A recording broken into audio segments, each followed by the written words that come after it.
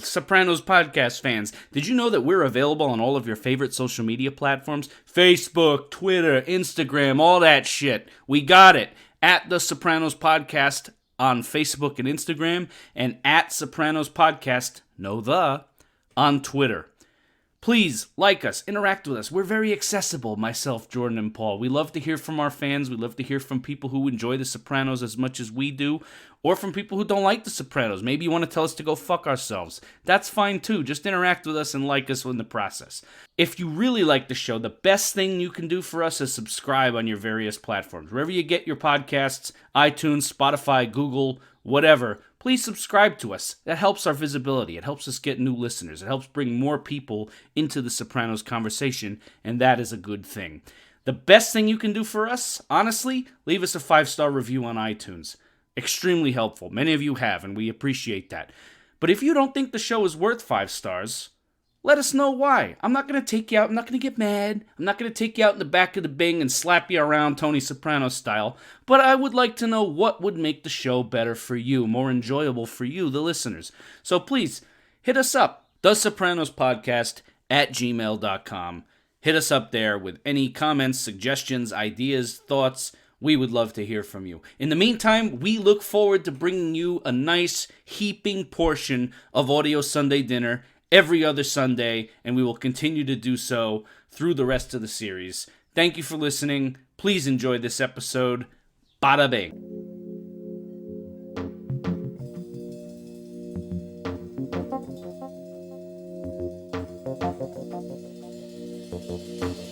Sopranos podcast fans, we are back. Season 2, Episode 5, entitled The Gentleman Caller.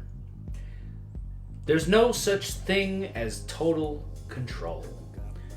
That's a quote from Dr. Melfi in this Season 2, Episode 5 of The Sopranos, entitled Big Girls Don't Cry, written by the great Terrence Winter and directed by Tim Van Patten. This is certainly an A-team, if you ask me. Terrence Winter and Tim Van Patten are legendary. Guys, what an episode here. Yeah. Big Girls Don't Cry. This one hooked me from minute one. We got Furio coming to America. Chris is taking an acting class for writers. Tony is losing his temper, and Melfi is considering taking Tony back. Let's go around the table here as we do. First of all, I'm Chris D'Amato. I'm Paul Mancini. And I'm Jordan Hugh. And we're going to give first reactions. I never start these off, so maybe I'll start off first reactions. Oh, wow. Here. Okay, yeah, go for it. Yeah. Shift the fucking format here. We're in Season 2, baby. To me, this is an episode noticeably about men struggling to find ways and outlets to express themselves. The title of the episode, Big Girls Don't Cry, of course, a reference to Frankie Valli's song of the same title, Big Girls Don't Cry, which plays in one of the early scenes in Artibuco's restaurant. Return of Artibuco, by the way. Very exciting.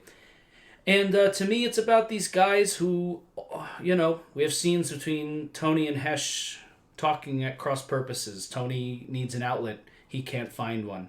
He wants to be the strong, silent type. He wants to be like Furio in an episode where Furio's coming back. Christopher can't deal with this, his emotions, and ends up blowing up at an acting class in a destructive way. He doesn't have an outlet for his innermost feelings, to quote Adriana. And what ends up happening is we get a demonstration in Furio's first job in America of what exactly the outlet is for the strong, silent type in his act of brutality. And I just felt for a lot of these men who, in a way, have this kind of self-imposed silence that they can't express themselves. They have no outlet. They don't know how to deal with their emotions, and they're looking for ways out and have trouble navigating those ways out. That's what this episode said to me. Absolutely. We see a lot of frustration in this episode from, I agree, mostly our male characters, our male leads in particular, also from Dr. Melfi. This is an episode about not necessarily having an outlet for those things inside of you, right? I mean, Tony is really feeling that missing part of himself. He wants badly to be back in Dr. Melfi's therapy, but can't really admit that to himself. I mean, he's already tried. He's directly tried. He's asked her. She's turned him down.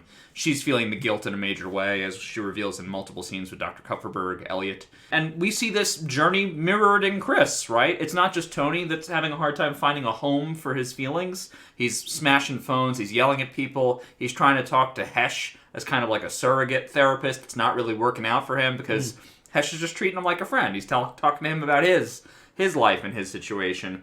And Christopher, we've known this already, but it's so much more confirmed in this episode that there are such dark things in his mind and he's having a hard time processing it. And I think he hoped, maybe still hopes, that, he would be able to write it and have a great story come out of some of his pain, his experience. But it actually sort of accidentally comes out in his acting. And then, we'll get this at the end of the episode, that he doesn't necessarily like that thing that lives inside him, because as an actor, you have to be vulnerable, and Chris doesn't want to be vulnerable. Yes, I loved watching this episode. It was a lot of fun. I, as always, look forward to what our takes on it would be. Also, watching an episode where one of the key storylines takes place in an acting class is fun, because we've all been there. Yeah. To some degree, we know at least that landscape, and to see one of our guys, this gangster, interact in that space is a lot of fun. There's very funny moments, of course. To me, this episode was definitely, as you guys say, about these outlets, about the frustration, particularly among male characters, and also, I think, keyed into, I guess, emotional needs that these characters are seeking out in different forums.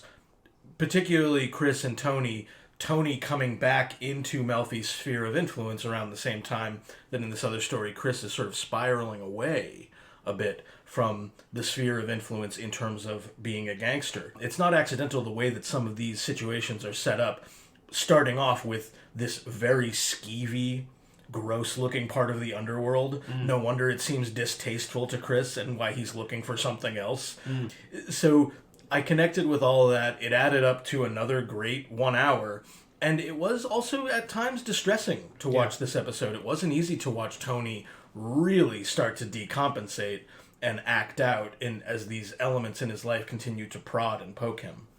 It was a very emotionally upsetting episode. My wife and I did not feel good watching. We felt good when you're able to remove yourself from it and look at it as a piece of art, you feel good because it's brilliantly done. And worth noting, by the way, that this is a wonderful episode for Michael Imperioli. He really knocked it out of the park, and this episode, more than perhaps any others that we've seen so far, makes Christopher an extremely endearing character. Even though he does quite a few horrible things in this episode, he's endearing because there is something there that wants to climb out, and there's almost a glimmer of hope. If he had chosen to to quote David Mamet, to sit in front of his typewriter/computer and bleed at that last moment and really be vulnerable, maybe he has something.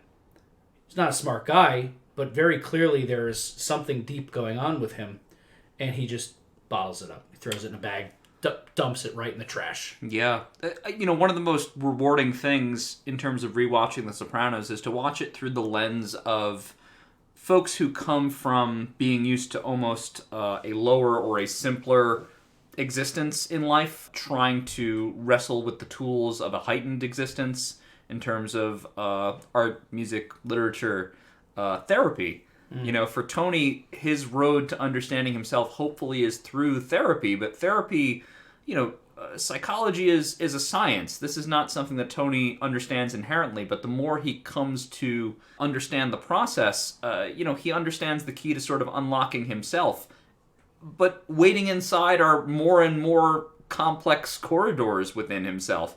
Chris is going to find that too, but he's going to find this through the world of writing, the world of film, the world of theater. And these are journeys that, very, very light spoiler, we're going to continue to see both those paths, throughout the show. Well said. Let's start with the opening of the episode, where we get this, the groundwork laid. Chris is showing up to...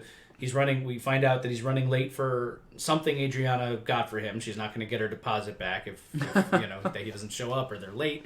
And he's at this tanning salon that's very clearly the whorehouse, illegal prostitution operation. And Chris just goes back there, and there's this scuzzy-looking couple running it, and he's making like a little model car. Chris, the money's short, has to rough him up. And this little plot at the tanning salon is a little bit of a spine for this episode to grow off of.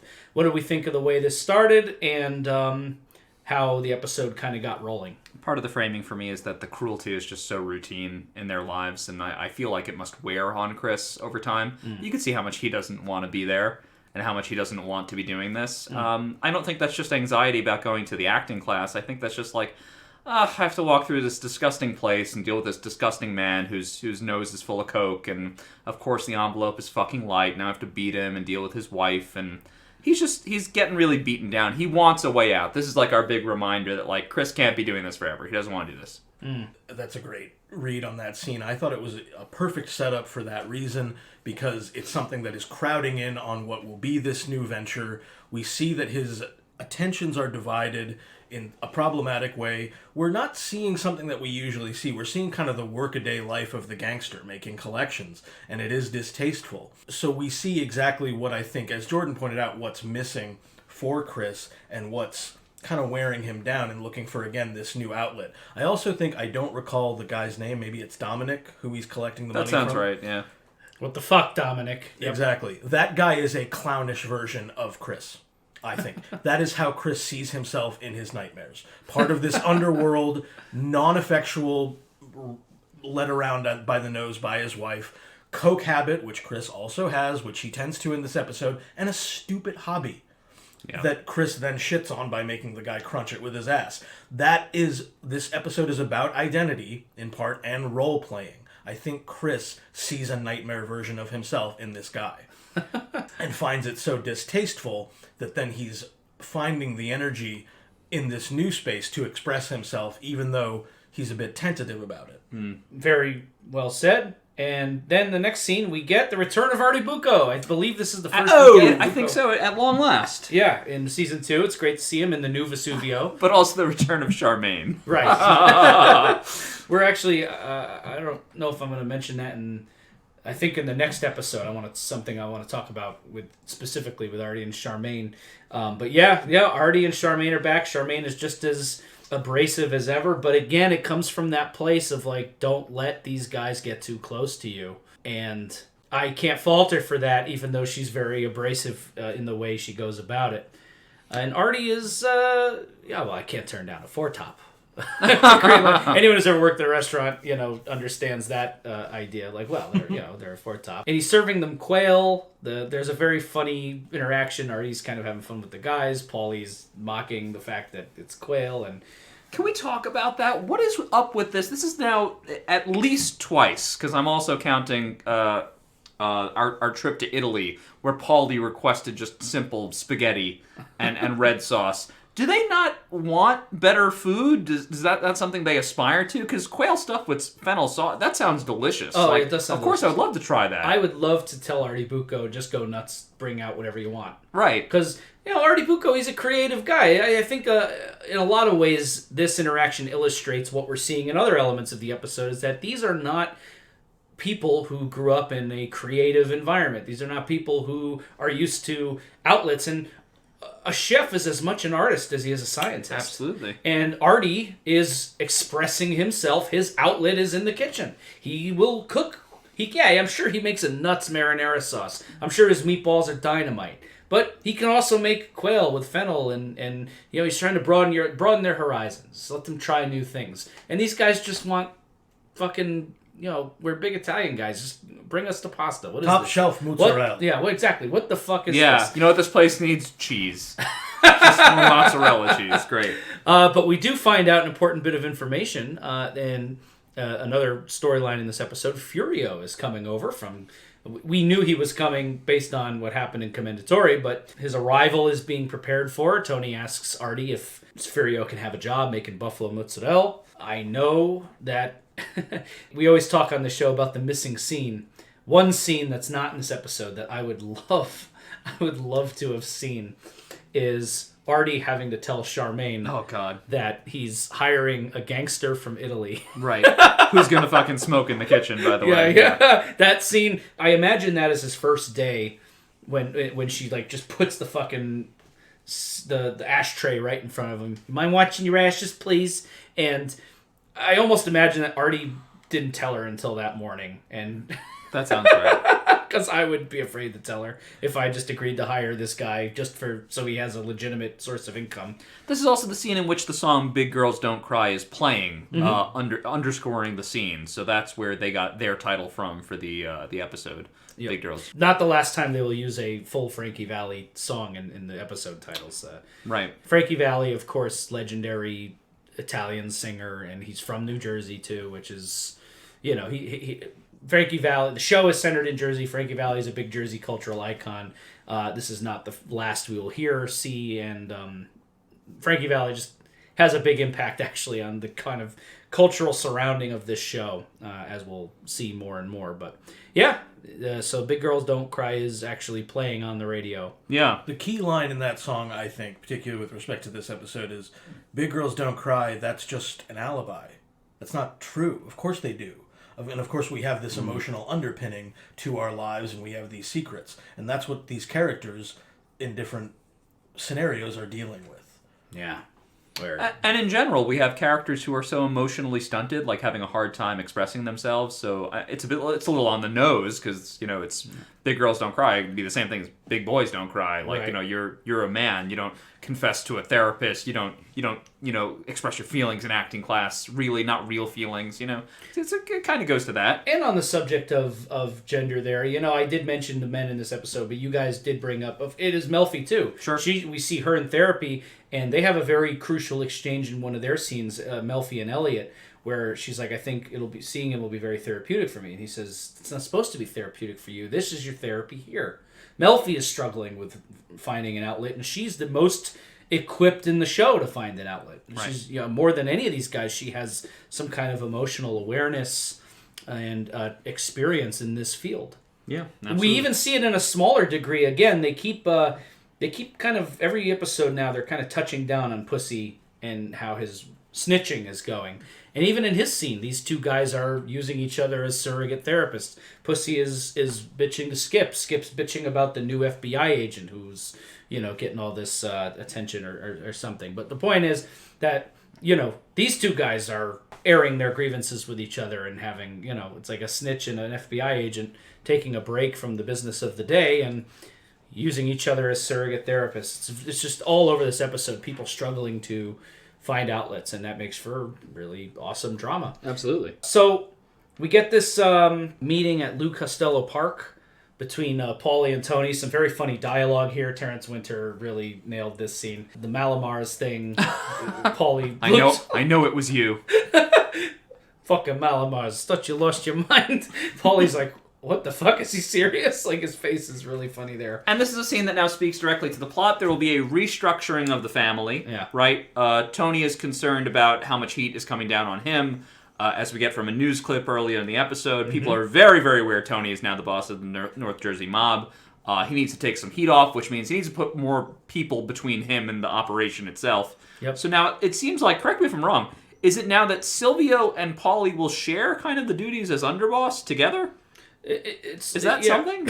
Is that a thing that happens even? It seems to be the case that he has set it up in a way that, like, I imagine it almost for purposes of, like, just insulating himself, that he has set it up in this, that he has set it up in this way. I don't know. They don't get into the nitty-gritty as, like, are titles changing? Who's what? Is Paulie a captain? What is this? But it just seems basically like Tony will only do business directly now with Junior up above, and then Sil and Paulie. No one else gets to him.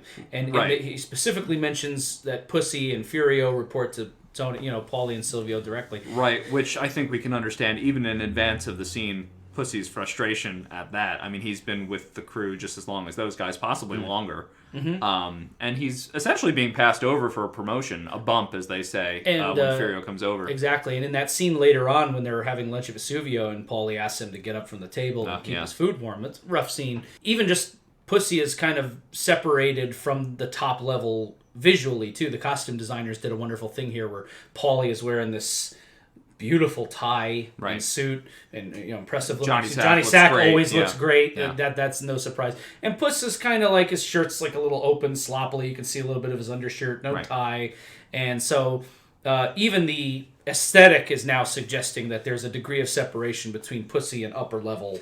What can he happiness. really expect, though? So much. First of all, as we the audience know, he's a fucking snitch.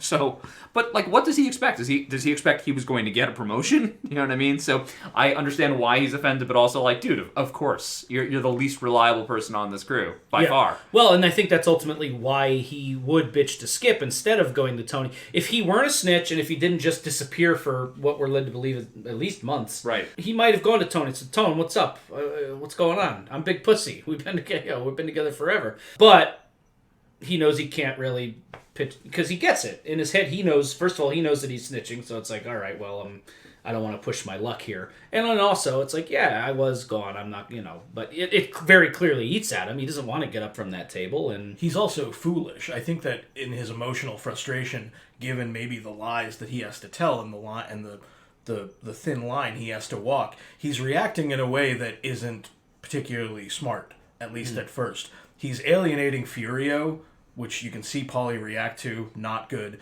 Furio, for his part, especially in an episode about playing these different roles, Furio is good everywhere. He's good with the kids, he's good with the wives, he's good beating people up. When Pussy tries to provoke him, stone face. yeah. Yep, he's good all over. Yep. Another very funny line in this scene when Tony tells Paulie off the bat, our friend Furio's coming over from the other side. The other side, of course, being slang. I want to touch on 2 bits of slang, new mob slang we get in this episode. The other side refers to Italy, and somebody refers to Furio at one point as a zip, which is Italian mob slang for like someone from the old country who like usually a younger mobster from the old country who's But a there. derogatory term. Yeah, it's A not zip is not a nice thing to say. I don't think so. But it's got a kind of casualness to it. It's not like I don't think if Furio heard somebody call him that, he would even maybe know what it is. But it's sort of like, yeah, the new guy from Italy. It's that kind of thing. So yeah. The funny line he tells Paulie that Furio's coming, and Paulie says, "What, to see what indoor plumbing looks like?" Yeah, nice callback. Nice callback to Commendatore. Paulie's horrid disgust at the half a toilet he stumbled into that nice restaurant. To touch on in these first couple of beats, there's going to be payoffs from it later on. But interestingly, in these first couple of beats, as Tony is setting things up for Furio, a legit job, restructuring the hierarchy, these are all business moves and they're all smart. They all seem good. They all seem sound. So generally, first couple of beats of this episode, for Tony, business going well. Mm-hmm. Then these other more personal issues creep in. Yep. And his emotions start to get out of whack, which is a very interesting way to set it up. And also what he's doing in bringing Furio over, what he is in part trying to do is insulate himself from too much attention. Stay tuned for the scene on the boat for how Tony will then completely fuck up his own strategy. Yeah. So let's keep progressing then. We're on a thread here. I mean, there's other scenes in between, but let's while we're on the subject, the next time we see Tony, a couple of scenes later, it's a scene where he finds out that Janice is taken out alone on the house. Yeah. And he rips the phone out of the wall and almost hits AJ with it. No, that was his new job at Radio Shack. Yeah. He gives the phone an F for durability. I gotta say that is, and I love pointing these out because any other show simply would have had the scene where Tony throws the phone, it almost hits them, Carmela dresses him down, Tony feels embarrassed, and we're on to the next beat. But The Sopranos just takes that little moment for Tony to address AJ just very briefly, and a funny but also sad and pathetic moment. Yeah. Where he's like, yeah, I just, he's trying to make a joke, but AJ's very clearly like, whatever, man. And it's just that they took the time to give us that little chunk, and those little beats, they matter in aggregate because they just make the world feel more real. That's something a dad who lost his temper would do, is try to make some corny joke out of it. And because we know Tony and AJ, it also has more context to it in a broader sense. I like that moment a lot. It's funny. No, it is a nice moment. It's a nice touch. But yeah, and then he goes to Hesh, and to continue off of what Paul was just saying, he says to Hesh, any way you want to measure it, things are good. I'm firmly in charge, so why am I ripping phones out in front of my kid? And I love that he also mentions, you never seen Carlo or Lucky, Carlo Gambino, of course, Lucky Luciano. He's talking about the legendary old mob bosses, ripping phones out of the wall and losing their temper, which, by the way, I don't know that that's necessarily true. I think that's probably more legend. I bet a lot of them had tempers. I'm sure. But it's about he wants to project power, and he feels out of control to an extent. Yeah, this is also where Hesh will then mention that Johnny Boy also had these issues of anxiety, panic attacks, passing out, hitting his head on a cigarette machine one time, and Tony... I don't know, does this make him feel better or worse about himself? I don't know. Does he feel worse in that he feels like he has no control over the hereditary nature of how his mind works? Or does he feel better that he's not alone in this? I don't know. He does think it's important enough to bring up again. Well, very interesting. I want to mention this because it's said, first of all, it's our pull quote, there's no such thing as total control. Tony wants control of his environment. And actually, I'm watching a serial killer documentary series on Amazon that talks about how psychopaths and dangerous, violent people need to have control of their environment. Like Ted Bundy's last interview on death row, when he's like about to die the next day, is like looking around, making sure he knows what's going on with everybody in the room, even at that point, because they like to be in total control. So I can't imagine Tony getting a revelation about his father having anxiety attacks and that being passed on to him, and something he may not be able to prevent for AJ is gotta be something that eats at him immediately and thoroughly. Paul, any thoughts on that? The first thought is about these sequences with Hesh. First of all, they are funny as hell. Yeah. They're great. The acting's great. Jerry Adler as Hesh, always brilliant. Tony is frustrated at the time because we actually skipped ahead here, but we'll come back to the scene on the boat where he's beat the shit out of this, beat up this Russian guy, or grabbed his testicles. And he complains to Hesh, I have to run like a bitch from my own leisure time activities. He's also interrupting Hesh's leisure time activities with this sexy-looking black chick. And Hesh is not ready for that. Hesh isn't a therapist. Yeah. Hesh, there's a little bit of sophisticated anti-Semitism here where Tony, I guess like his mother, thinks this is a racket for the Jews and just thinks that his one Jewish cohort is going to be able to speak a language to him. But no, Tony's not ready in that moment to hear about his dad. He's not ready to process it, and he can't just talk to Hesh because Hesh has his own problems. Hesh has his own life. So the way that I took these scenes was generally that they're in these very nice settings too, kind of plum setup with Hesh's nice patio in the backyard, Hesh's little study, but it's not giving Tony what he needs. And it's a very smart bit of writing because I can see how Hesh would be the only one, at least in the circle, that Tony would go to. He's not going to go to Silvio or Paulie with this, obviously. But Hesh not being up to it underlines, I think, the specialness of his connection with Melfi. And leads us back to that frame where at the end of the episode he's finally back in her office. I love that little exchange they have where Tony asks Hesh if, or Hesh says something to the effect of, they didn't know how to treat that shit back then. They called it a condition. And Tony kind of is like, they're not much better now. I like, that was a nice bit of dialogue. I liked that there. Yeah. Just felt real to me. There was a scene in between, as far as following Tony's journey through this episode. There was a scene in the middle there that we brushed over. I'd like to touch on now while we're on the topic of Tony losing his temper, and also because we didn't see Richie Aprile at all in Commendatore. Tony goes over immediately to his mother's house to chastise Janice. Richie answers the door without pants. Yeah. Come on in. I'll make you breakfast. You want eggs? And they have a scene. Tony just cannot not poke at this guy now. There's just... Speaking of poke, Richie holds a fork in a very menacing way in this scene. I'm like, you coming for his fucking eyeball, man? What's going on? And they must... What I love, too, is they must have shot that scene several times. That's how it works in television production. You shoot things multiple times. You take the best take. I love that they took a take where as he's walking over to Tony, like just a hunk of egg just drips off of it and hits the floor. They have the sound effect in there. And he's just like, very menacing. He's talked before about crazy enough to put an eye out. And he's got this fork, and he tells Tony, you crossed the line on me once, Anthony, and I held my tongue. All due respect. I know she's your sister, but all due respect, back the fuck off. And Tony's right there with him. These guys are not in a good place. Tony reminds him of Beansy. But what's interesting about this scene in comparison to Toodle Fucking Ooh, where we last saw Richie, is Richie kind of was a source of escalation in that episode. And this one, Richie, I don't want to call them olive branches necessarily, but Richie's like very calm at first. He lets him in. He offers to make him eggs. And Tony is now the one like, fuck you, making little comments. There are men in the can better looking than my sister was one that made me laugh. Each his own. Each his own. And Richie, of course, keeping that calm, cool delivery. When he gets more menacing, he gets quieter. Tony gets louder. Again, Richie embodies some of these qualities, perhaps, that Tony feels he's missing.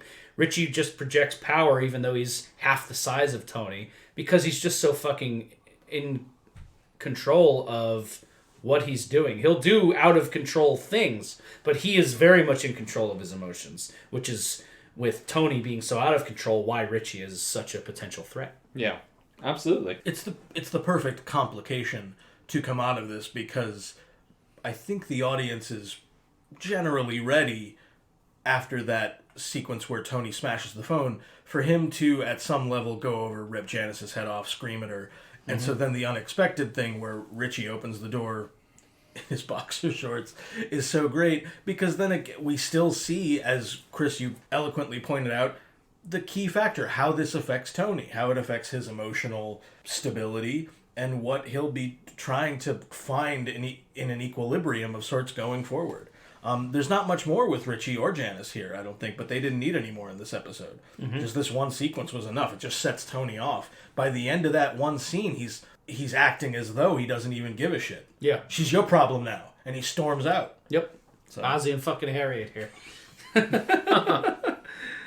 Yeah, and it also solidifies that Richie and Janice are more than just a flash in a pan again. They're I mean, he's staying the night. He's offering to give her money to make sure the house doesn't get, that she can cover the loan. To make it inhabitable for Ma. I mean, how much more inhabitable does the house need to be? I mean, really, what specifically? I don't know. I don't know what she's thinking of doing. Obviously, she's trying to milk some money out of the house. Yes, Tony calls her out immediately. Oh, fake disabilities don't count as begging. She talks about how you're gonna hold a beggar's cup. I never begged a day in my life. Great exchange, great dialogue. Tony and Janice just crackle every scene they're together. And then, speaking of crackling, we the next beat in the Tony story in this episode, past the Hesh scene that we were just talking about. He's on a boat with Irina, and this scene, I can't not laugh at the guy's outfit. Tony's like, you got a problem besides those fucking pants? But the most distracting thing to me in that scene is Irina wearing swimmies. Oh, yeah. Irina's wearing swimmies, a grown woman in swimmies. Very funny. They're very weird. I like that he lectures her about the stuff she's feeding the ducks.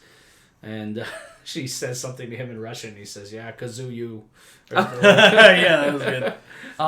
Nice little bit of symbolism coming back there with the ducks. Him talking about, I had the family of mallards for 2 months in my pool, reminding us of that fact, but also she's feeding the ducks what'll probably be poison for those ducks. Doesn't really take much analysis here to come across that, yes, this girl who is, not the family type.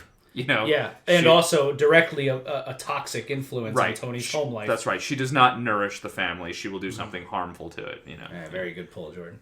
This scene to me seemed like quintessential Sopranos to me for a number of reasons. One is that not too long before this, in the beat where we're at the Lou Costello Memorial, Tony and Paulie, again talking about how he has to shield himself from, say, the government using RICO predicates on him, trying to squeeze the business, as he says. He says, in my position, a guy like me in my position could do a dime for jaywalking. Then he publicly assaults this guy on a boat with witnesses. So it's the quintessential Sopranos. These characters are fucking ridiculous. But I felt for him. I felt for him in his emotional response. So there was that quality. But it is a brutal scene. He assaults this guy, and then they just have to escape. There's people around. It's like, this is rough, man. So I felt that it was all coming together in this way, but it is a funny scene. I was telling Chris earlier, I think the line when he goes up to the guy, he says, "You have a problem besides those fucking pants?" Yeah. That line made me laugh. You know? Also a reminder of Tony as a physical threat. I mean, he doesn't know this guy. I mean, this Russian guy could be a fucking black belt. He doesn't know anything about this guy. But he's like, doesn't matter. I'm going to go up and I'm going to squeeze his fucking balls. Yeah. Doesn't care. It's a very impulsive... I would be afraid to do that to anybody just because you don't know... Like you said, he could have a gun. Right. Like, but just Tony doesn't care. He just thinks like, yeah, I don't think... Does he even take the time to size this guy up, I wonder? Or does his rage just take over completely and it doesn't matter in that moment? He's like, no, I'm going to go over there and I'm going to squeeze his fucking balls. Yeah. You know? It's a short beat just after that happens when he goes back to his boat, the Stugatz, and I think you see him sort of realize what he's done, right? He says, fuck. Yeah. And then they have to get out of there. Another funny bit where she's like, you always have to ruin everything. Move your ass. And then run off. You know. Paul, for our viewers who may not know, Stugatz means... What does it mean, like an idiot? Your balls? I think it's balls. I'm going to actually double check that. Hold on. Stugatz. Well, there you go. My testicles. Yeah, the translation. Yeah. My testicles. Sorry, I'm laughing. The exact translation, I mean, like, Stugatz, the name of Tony Soprano's boat, means, quote, this dick in English. It's a southern Italian dialect, so that's funny. It's definitely balls or dick. Or, Yeah, Stugatz just means, fuck, my dick. You know, yeah, whatever. yeah, exactly. Yeah. Like, right here, you know? So that's, for those of you who didn't know what Stugatz meant, now you know. Also, another little detail. They're always great about the little details on this show. To your point, he talks extensively about keeping a low profile, insulating himself. Not only does he do this in broad daylight, not only does he take an incredibly impulsive action that could have immediate deadly consequence, ruins his nice day with Irina, but they thought and made it, like, if you look in the background during this scene, which is hard to do because it's a great scene and you're watching what Tony's doing, there is just a normal white bread Jersey Shore family just right across from this, just like with red cups in their hands, just like watching this happening. Like, holy shit, you know. Yeah. So it's like there's a ton of people there. Yeah. It's a completely ridiculous thing for him to have done, and he did it. and he realized that how stupid it was, and even Tony, who is, you know, Mr. Mob Boss, has to scurry off down the dock after he does this. Let's talk a little bit about Furio in this episode. The reason I bring it up now is because it also kind of intersects with our three separate storylines sort of intersect at the party. We have Chris there and Furio there, Pussy there, and Furio's here in Italy, here in New Jersey, and I love that line where Chris asks, was he on vacation? And Paulie's like, yeah, he saw a travel poster for sunny New Jersey. And then Tony, of course, I love that the line he extends to Chris too. Chris says, I didn't get the memo. And Tony says, well, would you have read it if you got it? Kind of commenting on the fact that Chris can be a little aloof and unreliable. And, of course, said during an episode where he's off doing his own thing, which we're going to talk about soon. But, it's good. And Furio's here. We bring up the tanning salon. Tony's, like, mad that they still are coming up short. Chris says, you want me to go take care of this? And Tony gets an idea. No. Leave him alone, you know. But we also get Furio in his element. As you said, Paul, he's interacting with the party guests. He's charming. He's talking about his favorite TV shows. That fucking shirt or vest or whatever that was. Great wardrobe going yes.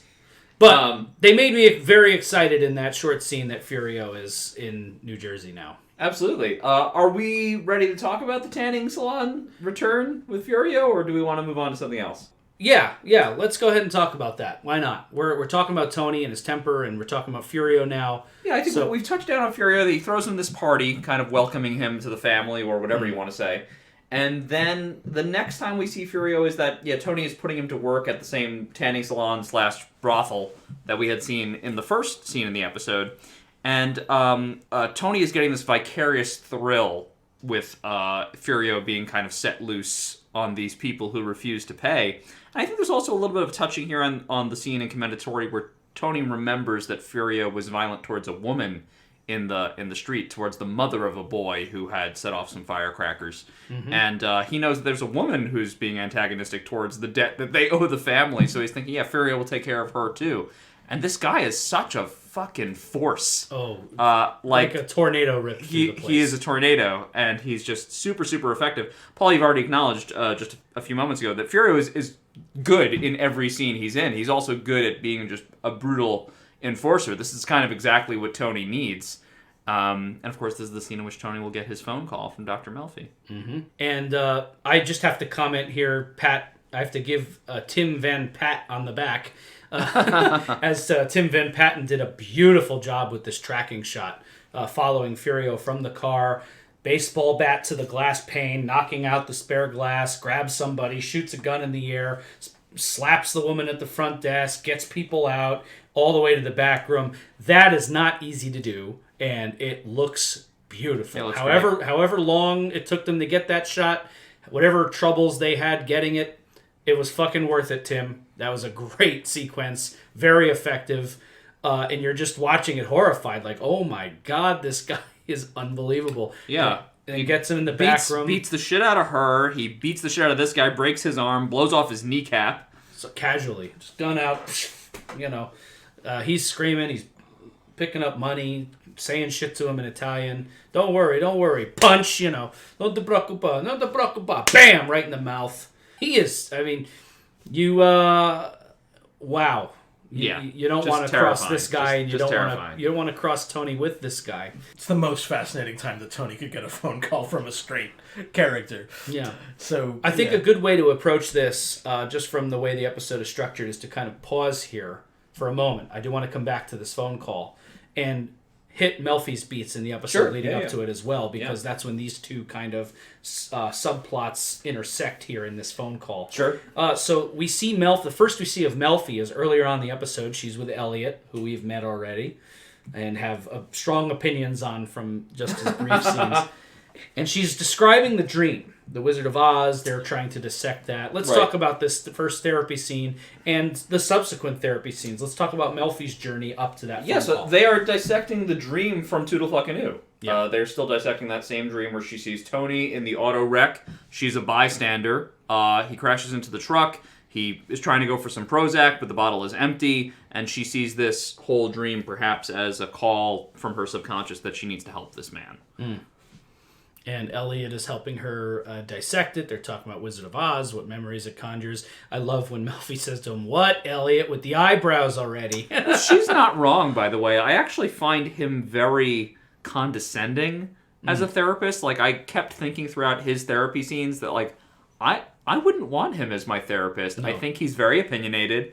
I think he's very condescending. And I think he does what therapists aren't really supposed to do. I think he doesn't really reserve his judgments of her. I think they're quite upfront, or at least visible enough for her to see plainly. To give Bogdanovich some credit as an actor, I think his lines on the page may not read as judgmental, but whether it's some kind of direction or this was the way the actor decided to take the character, he manages to be judgmental, even though his words are not necessarily so. I think big time. I don't know. I don't know what Melfi sees in him as a therapist. I don't know if there's more history between them. Was he like her professor or something at some point, being an older male? It feels to me like there's some kind of like they know each other through, through being therapists. Well, also she uses his first name. Do you know what I mean? Elliot, like, they have a relationship. She doesn't call him Dr. Kupferberg. I don't know. He bothers me as a therapist. I don't like what he does in her scenes with him. But I mean, in a good way. I mean, the scenes are compelling, but I think like I was putting myself in her position. I was like, "Fuck you, man." When she tells him off at the end of the first therapy, I was like, "Absolutely, absolutely." I was taken with these scenes for some similar reasons. That I think Melfi kind of likes that she can talk to this guy openly. It is an outlet for her. It's not the same as what Tony obviously sees in Melfi and how far ahead of things she is with respect to him. But a key factor in this episode is that he's onto her. He knows that she's hiding something. He says, "Watch out for sugar," and sugar substitutes. He knows she's drinking. Yep. I think she storms out because she knows he's onto something there too. Mm-hmm. Just as he doesn't really buy, I don't have sexual feelings, but I have feelings. Mm-hmm.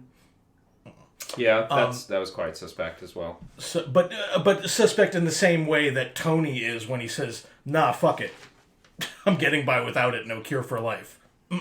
Right. So we see the spiraling back, but I think that there's something to that for Melfi as well, with how she sees her feelings about him, and I think that being back in therapy with him to her is the best way to cleanse those feelings, and the best way to format them in a positive light, just as Bullock on Deadwood has to format his violence as an extension of the law, so he doesn't just go kill people. Yeah. Yeah, I mean, Melfi acknowledges, she says, seeing him again would be very therapeutic.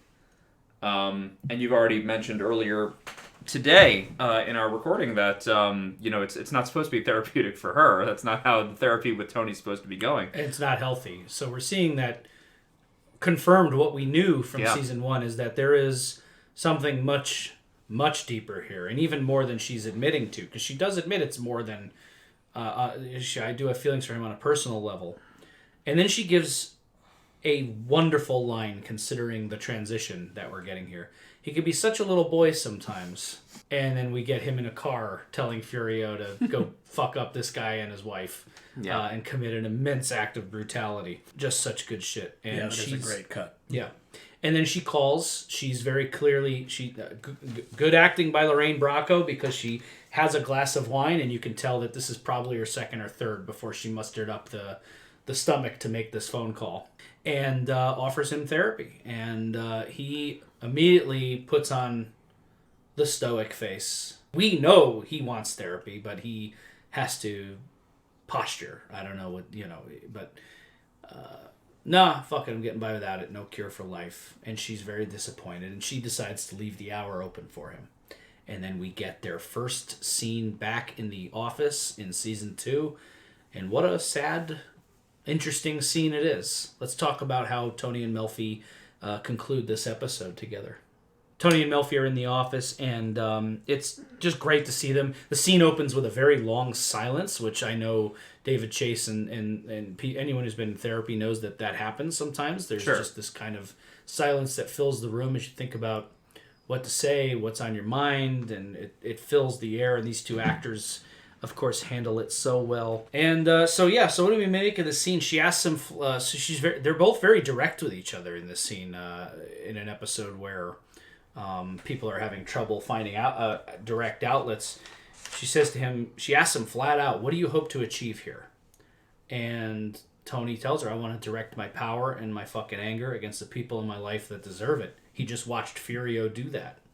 And that's what he wants. And she doesn't want that for him. She says, you want to be a better gang leader, read The Art of War by Sun Tzu. And he tells her, you know what? Fuck you. You know who I am. You know what I do. You called me. What do we make of this? It's hard to break it down. It's not really the reunion we wanted, is it? No. It's not... We don't get what we want in this scene, really. We get that they're back together. We're comforted as the viewer that, this relationship is now enduring. Something has been restored, but it's not like we're right back to the rhythm of season 1, right? Mm. He feels very guarded. He also feels insulted, and of course... I think it's almost like she has to earn his trust back. He's being honest with her, but I think Tony's clearly harboring a lot of anger. There's a lot he can't say. He can't say it yet. But he does say something very interesting. He throws her right back in deep waters. And Elliot mentions her kind of vicarious thrill. And there's some good acting by Lorraine Bracco here, no surprise, when Tony is telling her flat out, you know where I was when you called last night? And he just tells her bluntly, everything that just happened, what Furio did. And she asks him, how did that make you feel? And he said, wished it was me in there. And she says, given the beating or taking it. And her body language is, she's right back in deep waters with this guy. And it's, maybe she is getting a thrill out of hearing this, but it's also horrifying. And she's realizing that, this is not going to be an easy task that she set out for herself. This is going to take an incredible amount of work. Again, role-playing, giving the beating or taking it. What this scene, as Jordan mentioned, Tony is guarded here. It's not the reunion that we wanted. And what I took from it, again, we've all seen the show most all the way through, trying to put myself in the position of somebody watching this for the first time. Oh, he's finally back. They're in these chairs. But it felt to me that there's a couple of beats in this scene where it says to us, it's going to have to be different this time. The terms are different because Tony when Tony says to her, you know what, fuck you, you know who I am, you know what I do, you called me, that seems to set it up differently. But it's a two-hander scene. There's rules to two-hander scenes. You know who wins the conversation? The person who speaks last. And when she asks him that question and he thinks about it, it's like, oh, okay, this is why he's here. So that's the way I felt about it, was we're back in it, but there are new terms. And they're feeling each other out. It doesn't feel quite safe yet. It's perfect to end this episode on that note. Yeah. For them, anyway, that beat. Absolutely. And it's quite a journey, and it feels... It makes you kind of excited, but unsure of what's to come for these two. And that's right where the episode leaves you with them and wants to leave you. But now let's talk about what I consider to be the feature storyline of this episode, from where I sit anyway. And that's Chris in this acting class and what's going on with Chris. Michael Imperioli has such a rich performance in this episode for many, many reasons. I'm so excited to talk about this. As an actor, as Paul mentioned, all of us at this table have been in the environment that Chris is in and are much more comfortable in it than he is. But we start the episode with the tanning salon. We talked about that. And then we get Chris showing up and we figure out what it is that Adriana's bought him as a birthday present. It's an acting for writers class. He walks in, gets chastised for being late. And let's talk about these scenes in the acting class. The first thing I think we have to acknowledge, and we all have huge backgrounds with this, is that, like therapy, there is a perception that acting class is bullshit. Yes. There is a big part of the, arts population, or maybe just the general population, that thinks that. And the episode leans into that a little bit. There are some improv exercises, or like Meisner exercises, like the A-B stuff, repetition, and things like that, that can feel full of bullshit. Mm-hmm. And if you're not really invested and you're not connecting with that, it feels really fake. Yes. And it feels really inauthentic, which is why when Chris manages to have a breakthrough, it creates this beautiful dynamic contrast. And even just the title of this course, Acting for Writers, or Acting for the Writer, or whatever, like, what a pretentious bullshit title for a course no writer, I think, really wants to take. Right. When Chris gets up there and he says, I bought that book, How to Write a Script in 21 Days, it's, I've had it for about a year, and they all laugh. He wasn't making a joke. Yeah. Check out Michael Imperioli's line delivery on that. He's trying to actually talk about his struggle, and they laugh at him thinking he's made a clever joke. Not that clever. Wasn't a clever joke. Wasn't a joke. Yeah. So he's going up there, and Chris can't see what we see, that his writer's block is the same thing of why he's going to be frustrated as an actor. He has a hard time with bringing something up from himself, because those feelings are toxic, and those feelings can overwhelm him. We know that he suffers some similar things to Tony. Anxiety, depression, right? This is only going to bring it up. Yeah. Right? Getting involved in writing, real writing. Getting involved in acting, real acting. It causes unpleasant things to bubble up to the surface. The kind of things that he would find out in therapy if he had gone that route. Mm-hmm. So acting class is actually a dangerous place for Chris. It's more dangerous than going to beat money out of somebody in a tanning salon. Mm. Yeah. I like that. And he won't acknowledge or deal with the emotions, and then he short circuits and runs out, which is what the gentleman caller does in the Glass Menagerie. Yeah. I love your comparison, Jordan, acting class to psychotherapy and the perception of it among the people who partake in it and the people who look at it from the outside. If I weren't in acting, I would look at some of the exercises and things going on in this class like, what the fuck? But it is like that. And to me, every actor has their own process. And like psychotherapy, there are different styles, different ways of administering it. There's psychodynamic therapy, there's cognitive behavioral therapy. There's in acting, there's Stanislavski, there's Meisner, there's method acting and all this other stuff. And it really, there's no one rule for it. Certain kinds of therapy work for different kinds of patients. Certain acting techniques work different for different actors. That's why some acting classes are bullshit to some actors, because the technique just doesn't connect with you. Ultimately, if I had to give a secret of acting as an actor, all acting classes should strive to just get the actor to get out of their own way. You just need to connect naturally with what's on the page. That's true if you're writing. That's true if you're performing. And whatever works for you is what works to elicit a performance that is worth watching. So Chris, asking a character like Chris Moltisanti to get out of his own way is a Herculean task. It's almost Sisyphean. And we see what it does to him this episode when the wall that he's put up begins to crack. And it's fascinating to watch. Love these scenes. He also he's quite naturally good at improv, because improv requires actors to work with given sets of circumstances that are very simple, and oftentimes making the simplest choice in improv leads to the most success.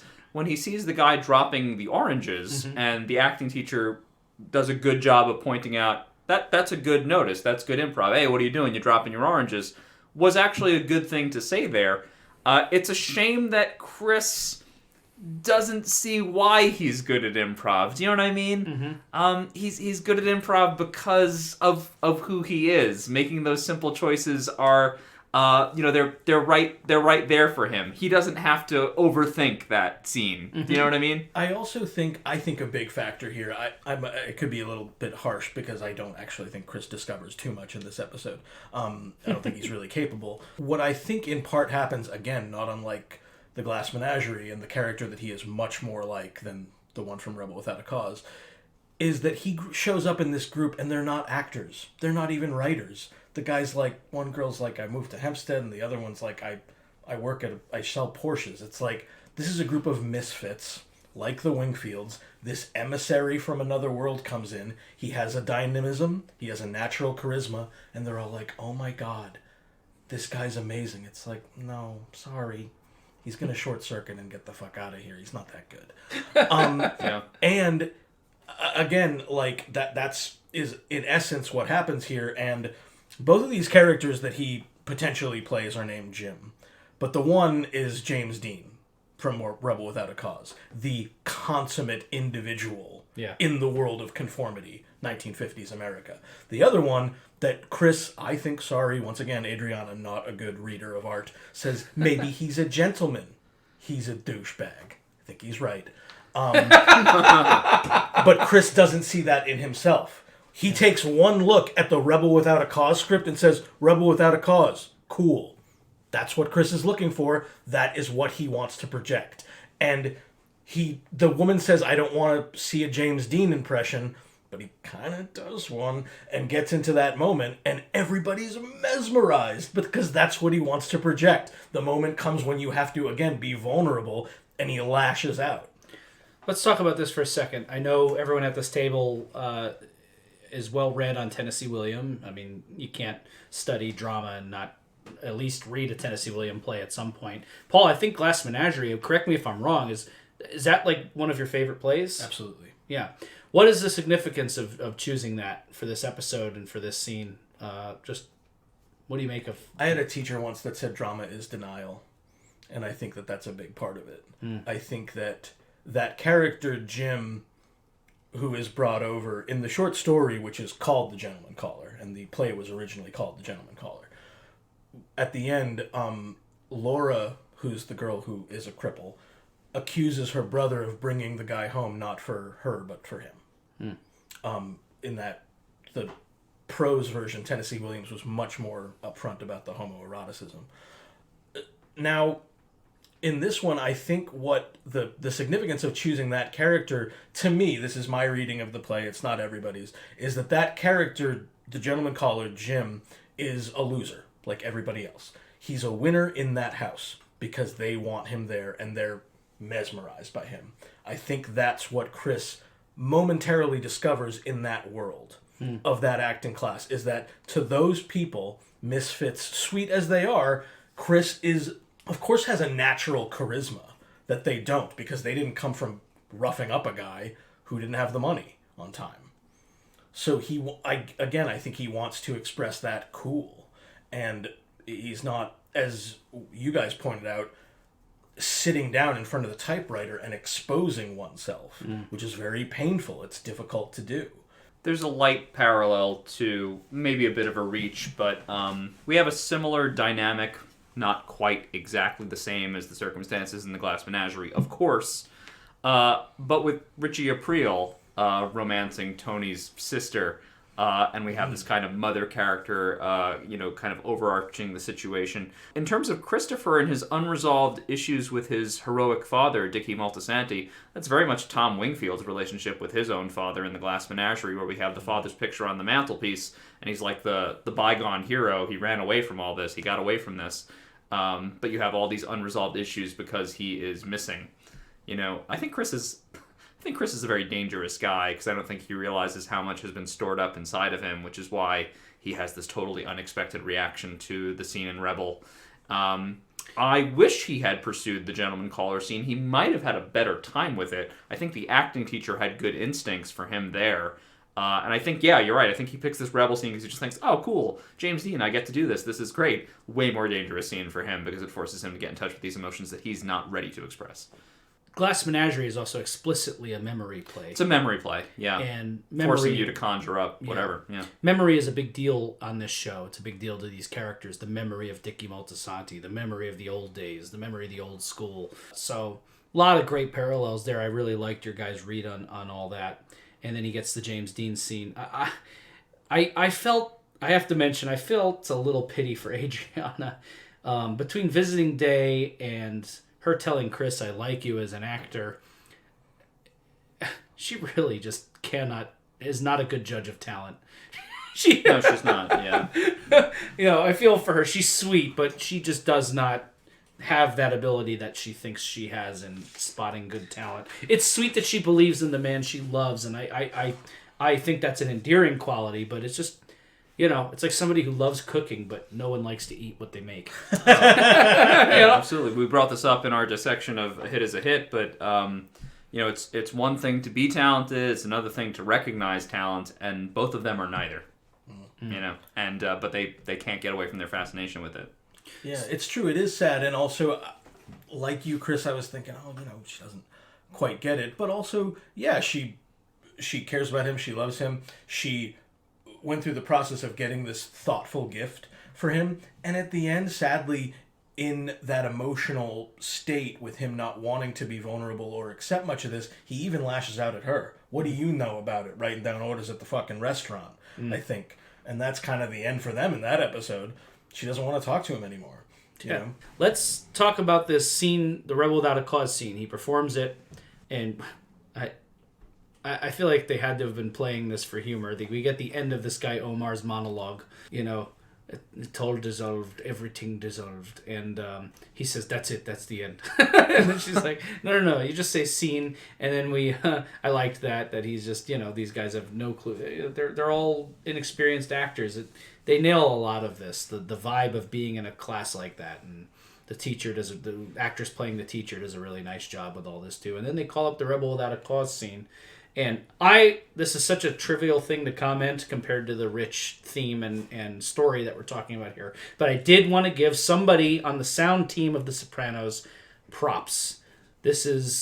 Chris mentions that early on when he's late, that he trafficked the tunnel.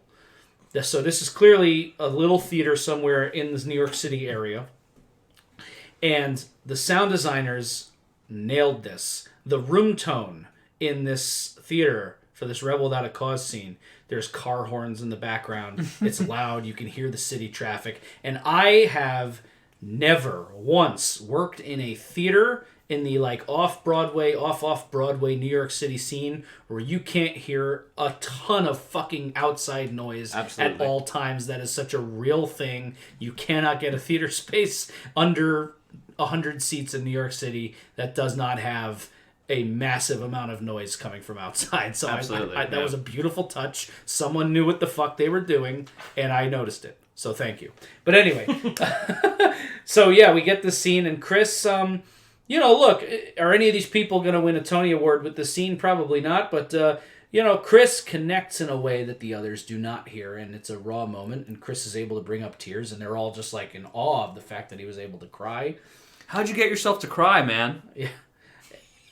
So, what do we make of the performance here, the Rebel Without a Cause?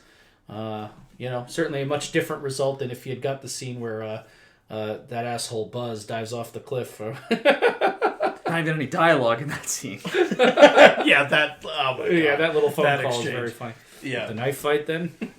It is nice. It's interesting to see Chris in this space, how he draws on that, I think, a natural ability, and then getting it. Tim Van Patten does a great job with the reaction of the class, because when Chris first starts crying, I think he sort of buried his face in his dad's like shin, and then you see him come up, and then I think the first tip that there's something that he can't handle here, because he doesn't lash out and smack the guy in that scene, but when they start asking him questions about it, he just storms out of the room. Yeah. It's a little bit, it's the culmination of this space being this interesting place for him, but also where it's a bit much. It was a very interesting scene to watch. Paul, great read on that. I mean, it's the same for me. There's the great reaction from the class, and then there's like two great Christopher performances going on at the same time. It's a great performance of the Rebel Without a Cause scene, and it's a great like discovery of emotion scene that is being played by Michael Imperioli, in terms of like, I'm crying. Why am I crying? Right? There's like delays. There's beat work going on in that scene that there's no way they found in rehearsal. You know, it's just happening live in the moment. The other actors reacting to it, they don't know that he's going to be crying. Is everything okay with Chris? He's still doing the scene. And Imperioli has real tears in his eyes. You can tell that, like, yeah, Christopher has just gone through something. I think the actress playing Judy next to him just looks at him right after the scene stops and is like, it's amazing, or really good job. She says something to him like, wow, I was, like, everyone was kind of taken aback. Yeah, and then, of course, he runs away. He's not ready to answer the question he was just asked. How'd you get yourself to cry? I can't answer that. Yep. And then the next scene we have with this A-B exercise, which look, I'm not running it. If it works for other acting teachers or acting students, I think this exercise is bullshit. But they're having these conversations in A, B, and Chris gets 1 A from Mitch. And to be fair, Mitch's A was a little confrontational. He like extends his hands out. He's like, A. Like he opens his eyes wide and he's like, kind of like, what's up? That's the subtext of that A. And Chris just fucking decks him. Beats the shit out of him, punches him several times, kicks him in the ribs, has to get pulled off, and then again storms out of the class. Any thoughts on this response from Chris and poor Mitch? This is a direct reaction to what happened during the Rebel Without a Cause scene. That's been stewing around in Chris for God knows how long, maybe the whole week from one class to the next class. Mm-hmm. And this is again why I say I think Chris is an incredibly dangerous character. He doesn't realize how high the boil has come on those emotions, where he resents what he was made to feel, and this person who played his father figure in the Rebel Without a Cause scene is taking a confrontational lead in the AB scene, and it just boils right up. It's like Tony getting a phone call he can't particularly handle, right? Yep. That's just how high the temper is there. Can't handle it. And I want to mention substitutions, because it's a word that is mentioned in the similar section of this episode. Elliot tells Melfi, look out for sugar and sugar substitutes. Substitution is a concept in acting where you need to cry for a scene, you think of something, you substitute what's happening in the scene for something in your own life that'll bring you to that emotional state. And I think it's worth mentioning. It's emotional recall. Yeah, it's like emotional recall. Right. You're substituting in what's happening in the scene for something in your mind that will get you to where you need to be in the scene emotionally. You need to be angry. You think about your dad smacking you around when you were a kid, and it gets you to that place. Whatever the emotion that you're drudging up is. So you're substituting something in your mind. I think it's also very telling of Chris's lifestyle as a gangster that he was taken off the tanning salon job and was going to go rough up this guy in Furio's place, but Tony wanted to put his new toy to the test. So Chris was pulled off. That's an outlet for Chris, the brutality of the mob life.